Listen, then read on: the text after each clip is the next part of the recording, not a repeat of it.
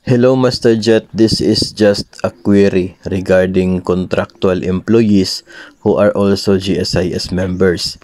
If they will reach 15 years of service as contractual with complete premium remittance, are they entitled for GSIS pension at the age of 65? Yung sagot natin dito ay yes and no. No?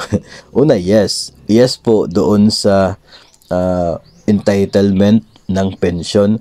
Kasi sa GSIS naman, compulsory membership, regardless po yan ng inyo pong status of appointment. Basta ikaw ay tumatanggap ng fixed monthly compensation at hindi pa umabot sa mandatory retirement age, compulsory ka na member covered ng GSIS at magbabayad ng premiums.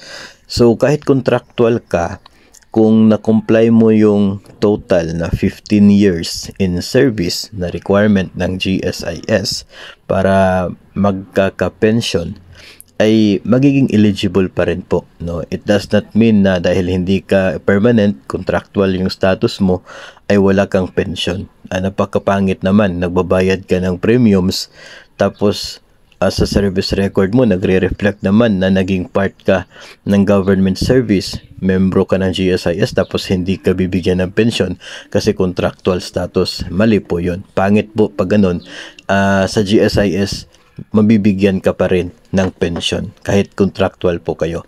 Basta makomply yung 15 years na requirement ng Republic Act 8291. Ngayon, yung sagot natin na no ay doon po sa 65. No? Kasi hindi po nangangailangan na umabot ka ng 65 para ka magkaka-pension. Kung 60 ka pa lang at complied mo na yung 15 years requirement, pwede ka nang mag-retire, pwede ka nang mag-stop at mag-process ng inyo pong pension sa GSIS. Hindi na po necessary na dapat 65. 60 lang pwede na.